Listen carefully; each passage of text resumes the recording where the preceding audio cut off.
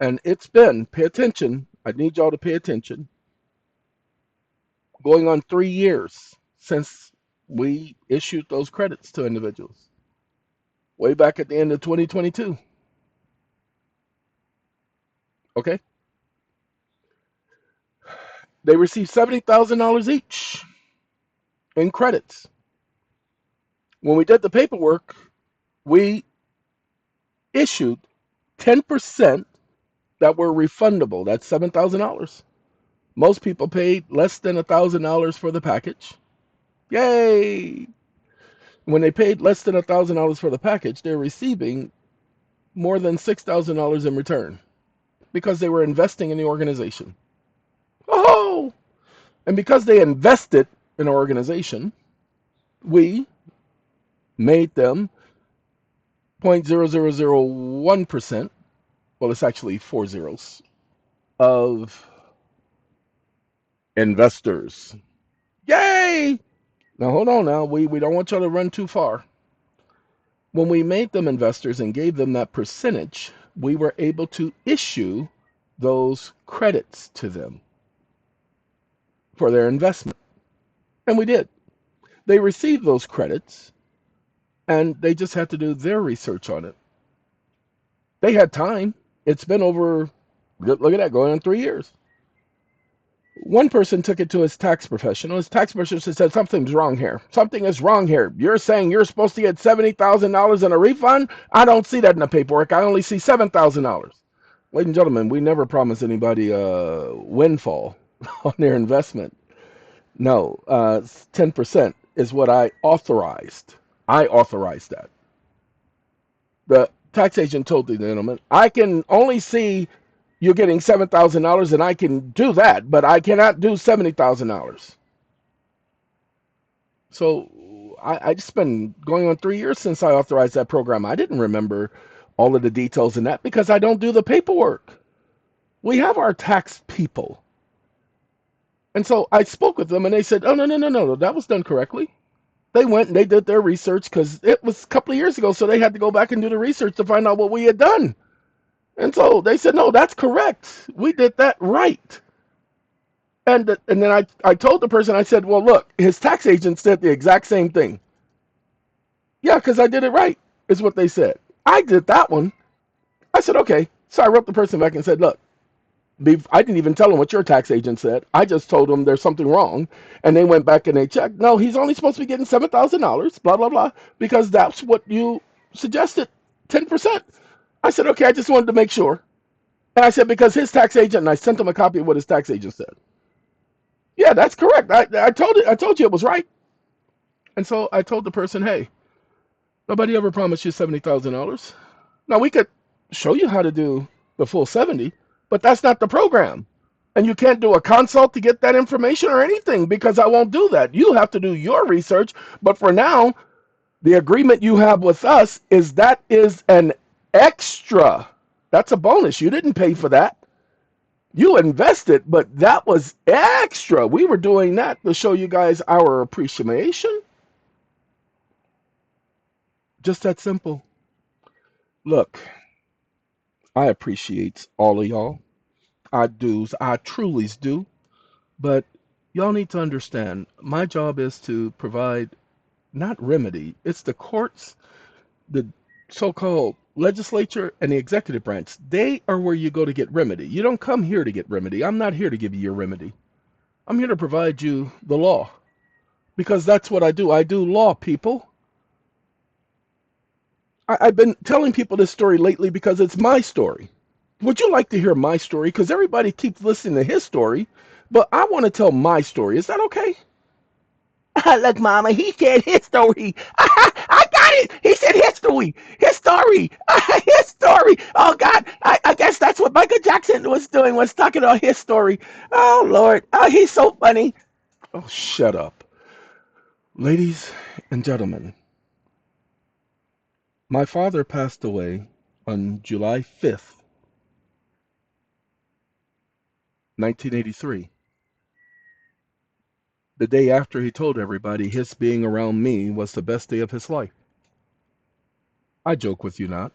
I don't kid about that. All of his friends told me that after he had passed. And it was because of a decision I made. And because of that decision, he was proud of me. And he passed away the very next day. Now that's July. I was trying to figure some things out. I had just gotten a job. He had just told Maxine Waters several months before that, yeah, he can be a part of your school, WLCAC, the Watts Labor Community Action Committee, as long as he doesn't miss his meetings. My father was a Jehovah's Witness. We are very serious about them children making them meetings. And she said, okay, and no politics, because he knew she was getting ready to get into politics. This was before she became a congresswoman.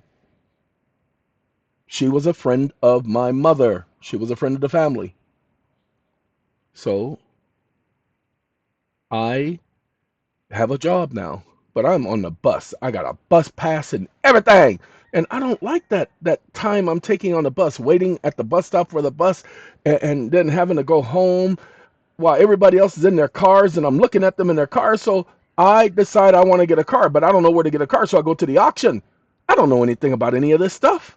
I'm 15 and a half years old. I got my license at 15 and a half because nobody else in the house had a car. Nobody else in the house had transportation. So the law in California was I could apply for a license as being the sole provider of transportation for the home. And I did. And I got my license. And I went to the auction and I bought a Pinto, a 1972 Ford Pinto. Now, this was 1983. It's an 11-year-old car. I don't know nothing about no cars, but let me tell you something about that Pinto. That Pinto did all right. Not only did I save on gas, even then when gas wasn't that expensive, but that Pinto took me for years. Okay? Me and that Pinto, we were ride or die.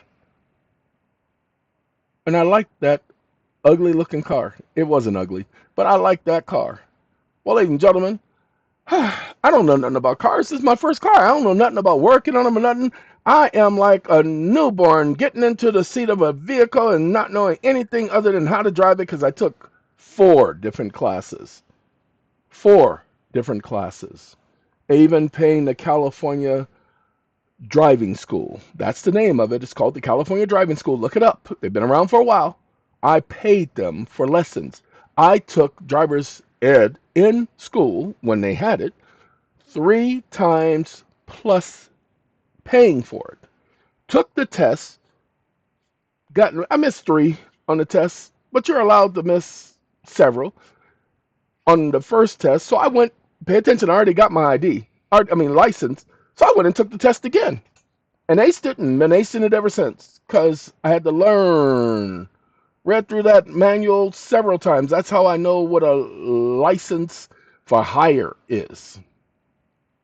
Passengers for hire? Yeah, that's how I know that because it was in the book then. I went over the book stupid 4 times. I know what that book said. Whew.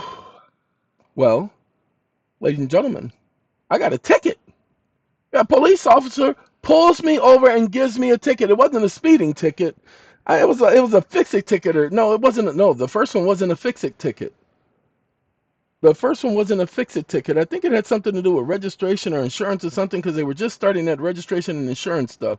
It was something about something like that to the point where the officer had to show up.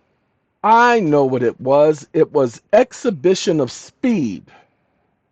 And it was, I'm going to be honest with you, I was going a little bit faster around the turn because I sped up in the turn, not slowed down. You know you're supposed to slow down into a turn. I sped up, but my tires needed to be replacing. So you heard that, and the police came up behind me and stopped me and gave me a ticket for exhibition of speed. Exhibition of speed? How do you know how fast I was going? How do you know how fast I was going? Radar guns was just getting started. He wasn't using a radar gun. He's sitting in his car. So he said, exhibition. Exhibition? I'm not on no exhibition. What do you mean exhibition of speed? So we went to court. And the judge said to me, Judge Stevens, seriously, his name is was Judge Stevens. I think Judge Stevens has passed away by now. Ladies and gentlemen, He was in his late 50s, in the 80s. Okay. I like Judge Stevens. Okay. I like Judge Stevens. No, no, he wasn't in his late 50s. Sorry. Judge Stevens could still be alive now because he was in his 60s in the early 2000s. So he could still be alive now. But anyway, Judge Stevens at Los Angeles Superior Court. Ladies and gentlemen, Judge Stevens says, how old are you? I told him 15 and a half. Because, when you're 15, you always got to add that half or that three quarters or that one third. And he said, where are your parents? I said, my mother's working and my father passed away in July. Okay, you don't have any other adult that can be here with you? I said, no. He says, okay, well, you're going to have to do this by yourself. I said, okay. He says, you think you can handle this? I said, yeah. He says, how much time do you need to get prepared? I said, 2 weeks. He says, okay, we'll reschedule this for 2 weeks. I showed up in 2 weeks. He asked me questions. I explained it to him. I did some research. And he sat up there and hit the gavel. Okay, case dismissed. You don't have to pay anything. Oh, you do have to pay $20 court costs, but that's it. And go. See you later. And I walked out of there. And a bunch of adults, I'm a 15-year-old, come up to me asking me questions about the law, about tickets, about traffic. And they're going in there and they're winning their cases and they're coming out smiling and everything and saying, man, you were right. I'm a 15-year-old kid and adults are coming to me asking me questions about traffic laws and all of that stuff because I had been studying this stuff. I didn't want to lose that case. I had to study. And so, and this happened at both hearings, the first hearing and the second hearing. Well, by the time I got my second ticket, before every hearing, you had to wait outside for them to call you into the courtroom because the courtroom was packed. This was traffic court, Los Angeles. So you had to wait outside in the hallway. And so I'd have conversation with people. They'd see my paperwork. They'd be asking me questions, and I'd be telling them blah, blah, blah. And they would listen. They'd go in there. They'd win. They'd come back and tell everybody, man, he was right. Man, you are all right. And they would do all of that, and everybody would then come to me. So every time I went to court, people who recognized me would come over and ask me questions about their case. When I tell you people I've been doing this going on 42 years, I am not joking. Because, see, if I was going to tell people what was what, I had to do the research. Even now, I don't do research anymore. I won't go into all of that anymore. But what I can tell you is you show me somebody who's got more experience. Show me somebody else who was representing themselves in court at the age of 15 and have been doing so ever since. Go ahead. I dare you. Because they don't allow it, people. If you're a 15-year-old, they give you an attorney. If you're a 15-year-old, they give you an attorney because they're required to. It's the law. So why didn't they do that with me? I was wondering that while I was sitting up there looking at the judge. Because they didn't want to pay for an attorney. Look, the judge knew he was doing something wrong. Okay, he knew it was illegal for him to be holding a hearing with a minor. With a minor. He knew that that was illegal. Now, I don't fault Judge Stevens because he taught me a lot. And I'm not joking with you about Judge Stevens. The last time I was before Judge Stevens said, good job, young man. This was 2002. Good job, young man. I don't know of an attorney who could have done a better job than what you've done here today. And he says, I rule in favor of the plaintiff. And that's where I was representing my friend in court. Now, how did you represent your friend in court? Because I was the manager of his property. That's how I represented him. I did an in and around on those okay? You see, cha-ching. And that's what he was talking about. He saw the maneuvering, the cleverness, and so forth. And I said, thank you, Judge Stevens. Have a very good day. And I turned around and walked out. My friend Larry, who's not my friend anymore, but Larry said, man, did you hear what he said? I said, what?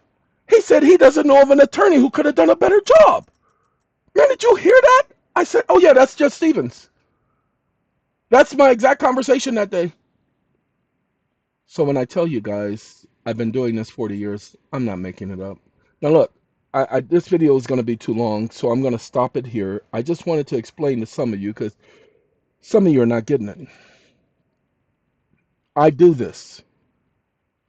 In my job, I call myself the presumption killer because I have to kill presumptions and I have to kill that misconception, that junk that they've been putting out there trying to convince you guys something ain't what it really is. So we're going to cover some things in the next video. So, hey, I'm going to title this one Experiences with Traffic Court. Okay? Just for you. Okay? All right. Have a good day, y'all. We going to talk.